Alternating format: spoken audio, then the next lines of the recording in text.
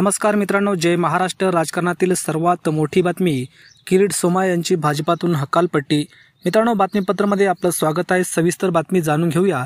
राजकारणातील आताची सर्वात महत्त्वाची बातमी, भाजप नेते आणि देवेंद्र फडणवीस यांचे जवळचे नेते म्हणून राज्यात प्रसिद्ध असलेले किरीट सोमय्या यांची पक्षातून हकालपट्टी होण्याची शक्यता आहे. भाजपच्या एका निर्णयामुळे किरीट सोमय्या नाराज झाले आहेत.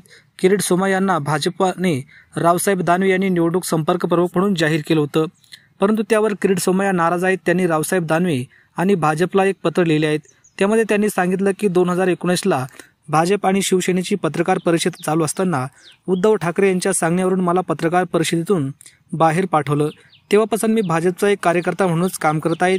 त्यामुळे मला न विचारता असा माझा अपमान भाजपने का केला, असा सवाल देखील किरीट सोमय्या यांनी त्या पत्रात केला आहे.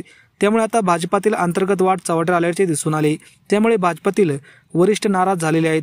किरीट सोमय्या यांनी पत्र न लिहिता चर्चा केली पाहिजे असं एका गटाचे मत व्यक्त केलं आहे. त्यामुळे किरीट सोमय्या हे नाराज असले तरी भाजप आणि त्यांच्यामधील वाद चव्हाट्यावर आल्यामुळे पक्षश्रेष्ठी किरीट सोमय्या यांच्यावर कारवाई करून त्यांना पक्षातून हकालपट्टी करण्याची दाट शक्यता आहे.